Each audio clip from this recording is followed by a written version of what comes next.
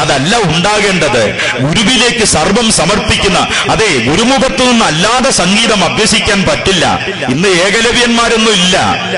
ഏകലവ്യനും ദ്രോണാചാര്യരുടെ ചിത്രം വെച്ചിട്ട് സമർപ്പിച്ചത് കൊണ്ടാണ് ആ നേട്ടം ഉണ്ടായത്. ഇന്ന് ഏകലവ്യന്റെ ചരിത്രം കുട്ടികൾക്ക് അറിയത്തുമില്ല. ഏകലവ്യൻ ആരാണെന്നൊരു സ്കൂളിൽ ചോദിച്ചപ്പം ഒരു കുട്ടി എഴുന്നേറ്റ് പറഞ്ഞത് ഒരേ ഒരു ലവ് മാത്രമുള്ള ആളാണ്, ഏകലവ്യൻ എന്ന് പറയാൻ ഒരു ലവ് ഉള്ള ആളാണ്. തിരിഞ്ഞ കുട്ടികളാ ഞാൻ ജോണി നേരത്തെ ഇവിടെ ഉണ്ടായിരുന്നല്ലോ. ജോണി ഞാനും കൂടെ കഴിഞ്ഞ കൊല്ലം കൊട്ടാരക്കര ഒരു പ്രസിദ്ധമായ സ്കൂളിന്റെ വാർഷികത്തിൽ പ്രസംഗിക്കാനുണ്ടായിരുന്നു. ജോണിയെ കണ്ട് കുട്ടികൾ വരണ്ടങ്ങിരുന്നു, കാരണം സ്ഥിരം വില്ലനാണല്ലോ. അത് കഴിഞ്ഞിട്ട് അവിടെ ഒരു ടീച്ചർ ഞങ്ങളുടെ സ്വീകരണ മുറിയിൽ വന്നിട്ട് ചായ ഒക്കെ തന്നപ്പോ ഒരു ടീച്ചർ വന്ന് സങ്കടം പറഞ്ഞ് എന്താണെന്നറിയാമോ? ഇപ്പോഴത്തെ കുട്ടികൾക്ക് പുതിയ ഒരറിവുമില്ല. പുതിയ അറിവില്ലെന്നല്ല, അവർക്ക് പഴയ അറിവില്ലെന്ന് വേണം ഈ ടീച്ചർ പറയേണ്ടിയിരുന്നത്. എന്താ ഇവർക്ക് അറിവില്ലാത്തതെന്ന് ചോദിച്ചപ്പോ ആ ടീച്ചർ അനുഭവം പറയാ. 5ാം ക്ലാസ്സിൽ പഠിപ്പിക്കുന്ന അധ്യാപികയാണ്. ആ പുതിയ മീഡിയം സ്കൂളിൽ ആ കുട്ടികളോട് ഈ 5ാം ക്ലാസ്സിലെ അധ്യാപിക ചോദിച്ചത്രേ, വന്ദേ മാതരം എന്തെന്നറിയുമോ മക്കളെ? ഒരു കുട്ടിക്കും അറിയില്ല വന്ദേ മാതരം എന്തെന്ന്. അവസാനം ഒരു കുഞ്ഞ് എഴുന്നേറ്റിച്ച് പറഞ്ഞെന്ന്, ഞങ്ങളുടെ അമ്മയുടെ ഹൂണ്ടായി. അധ്യാപിക വിഷമിച്ചു, അമ്മയുടെ ഹൂണ്ടായോ, അതെന്തുവാ? ഇത്തിരി കഴിഞ്ഞപ്പോഴത് കാറാന്ന് മനസ്സിലായത്. ഹൂണ്ടായി കാർ റിവേഴ്സ് എടുക്കുമ്പോൾ കേൾക്കുന്ന പാട്ടാണ് വന്ദേ മാതരം. എന്തൊരു നോളജ്! ആസേതു ഹിമാചലം ജനകോടികളെ ഭാരതീയ വികാരത്തിന്റെ ത്രസിപ്പിന്റെ മൂർധന്യാവസ്ഥയിൽ പിടിച്ചു നിർത്തി സാമ്രാജ്യത്വത്തിനെതിരെ അടരാടിയ ആ കാവ്യമാണ് വന്ദേ മാതരം.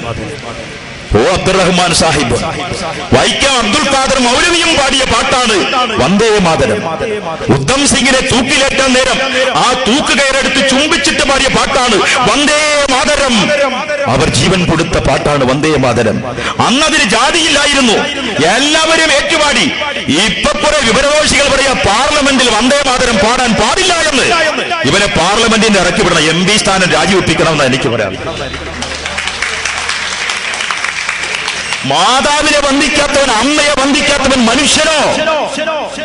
ജനനീ ജന്മഭൂമിച്ച സ്വർഗാദപി ഗിരീയസി എന്ന ഭാരതീയ ദർശനവും മാത്രമല്ല, ഹുബ്ബുൽ വത്തനി മിനൽ ഈമാൻ, മാതൃരാജ്യത്തെ സ്നേഹിക്കാത്തവൻ ദൈവവിശ്വാസിയല്ല എന്ന പ്രവാചകന്റെ വചനവും മറന്നിട്ട് വന്ദേ മാതരം നിരോധിക്കണമെന്ന് പറയുന്ന ശുദ്ധ പോഷ്കാണെന്നാണ് എനിക്ക് പറയാനുള്ളത്. വിവരമില്ലാതെ പോയി എന്ത് ചെയ്യാനാ? രാജ്യത്തെ ഒന്നായി കോർത്തു നിർത്തി ആ പാട്ട് പുതിയ തലമുറ പഠിച്ചു വച്ചിരിക്കുന്ന ഹൂണ്ടായി കാറിന്റെ റിവേഴ്സ് ഗാനമായിട്ടാണ്. ഗാന്ധിജിയുടെ ചിത്രം കാണിച്ച ഒരു സ്കൂളിൽ ചോദിച്ചു, 3ാം ക്ലാസ്സിൽ ഒരു മീഡിയം സ്കൂളിൽ ചോദിച്ചത്രേ, ഇംഗ്ലീഷ് മീഡിയം സ്കൂളിൽ. ഇംഗ്ലീഷ് മീഡിയം വേണ്ടെന്നല്ല ഞാൻ പറയുന്നത്, ഇത്തിരി നാടൻ കാര്യം കൂടെ പഠിപ്പിക്കണം, അതാണ്. ഗാന്ധിയുടെ ചിത്രം കാണിച്ച് അപ്പൂപ്പനെ അറിയുമോ എന്ന് ചോദിച്ചപ്പോ ഒരു കുട്ടി എഴുന്നേറ്റ് പറഞ്ഞു, ഡാഡി ശമ്പളം കൊണ്ടുവരുമ്പോ നോട്ടിലെല്ലാം ഈ അപ്പൂപ്പന്റെ തലയുണ്ടെന്നാ.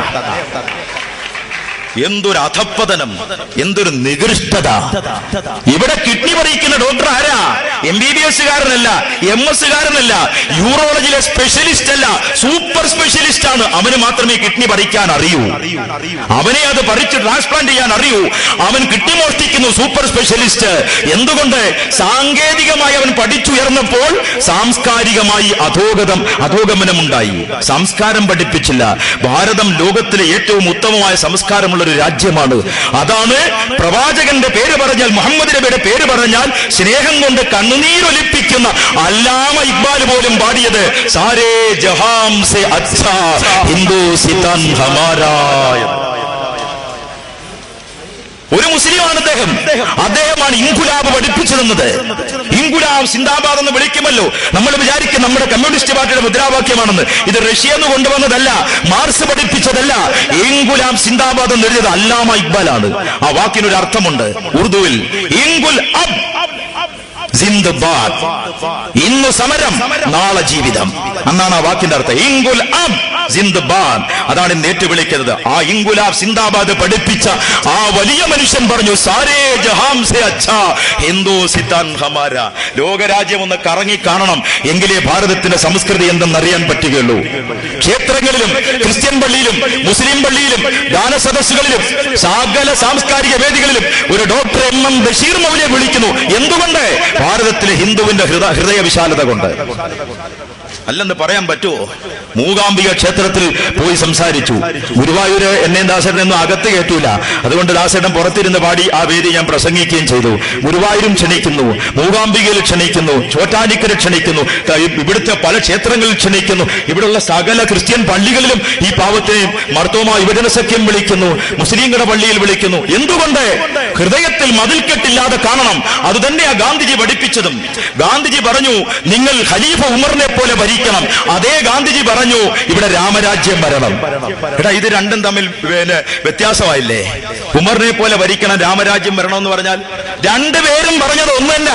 അത് ഗാന്ധിജിക്ക് അറിയാമായിരുന്നു. മനുഷ്യരെ സ്നേഹിക്കണം, അത് തന്നെയാ പഠിപ്പിച്ചത്. മനുഷ്യരെ സേവിക്കണം, സ്വയം പള്ള നിറയ്ക്കരുത്.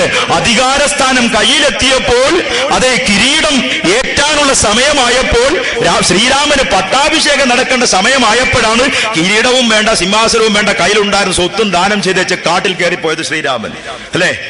ഖലീഫ ഉമറിന് കിട്ടിയ, വീതിച്ചു കിട്ടിയ ഓഹരികൾ, സ്വത്തുകൾ മുഴുവൻ ജനങ്ങൾക്കായി ദാനം ചെയ്തിട്ട് ഉണ്ടു സഖി ഒരു കുല മുന്തിരി തിന്നുവാനായി കൽവിലൊരു മോഹം എന്ന് പറഞ്ഞ് പാടുന്നില്ലേ? ഒരു കുല മുന്തിരി വാങ്ങാൻ പോലും പൈസ ഇല്ലാതെ ഭിക്ഷക്കാരനെ പോലെ ഉമർ ജീവിച്ചത്. ഇത് ഗാന്ധിജി പഠിച്ചിട്ടാ പറഞ്ഞ നിങ്ങൾ ഉമറിനെ പോലെ ആകണം, രാമരാജ്യവും രണ്ടും ഒന്ന് തന്നെയാ. വൈക്കം മുഹമ്മദ് ബഷീറിന് ഒരു പത്രക്കാരൻ ചോദിച്ചു, അങ്ങയെ കാണാൻ മുഹമ്മദ് നബിയും കാറൽ മാർക്സും കൂടി ഒന്നിച്ചു വന്നാൽ എന്ത് ചെയ്യും? രണ്ടുപേരും വിരുദ്ധ ചേരിയിൽ നിൽക്കുന്ന ആളുകളാണ്. മുഹമ്മദ് നബിയും കാറൽ മാർക്സും കൂടെ വൈക്കം മുഹമ്മദ് ബഷീറിനെ കാണാൻ വന്നാൽ എന്ത് ചെയ്യും? വൈക്കം മുഹമ്മദ് ബഷീർ പറഞ്ഞു, രണ്ടുപേർക്ക് ഞാൻ വയറു നിറയെ ഭക്ഷണം കൊടുക്കും, കട്ടിലിട്ട് കൊടുക്കും, വിരിപ്പ് വിരിച്ചു കൊടുക്കും, എന്നിട്ട് ഫാനും ഇട്ട് കൊടുക്കും. രണ്ടുപേരോട് ഞാനൊരു അക്ഷരവും ചോദിക്കില്ല. കാരണം രണ്ടുപേരും പറഞ്ഞത് എന്താണെന്ന് എനിക്കറിയാം. ഏത് മൊശകോടനോടും മര്യാദയായി പെരുമാറണം. അതാ പഠിപ്പിച്ചത്.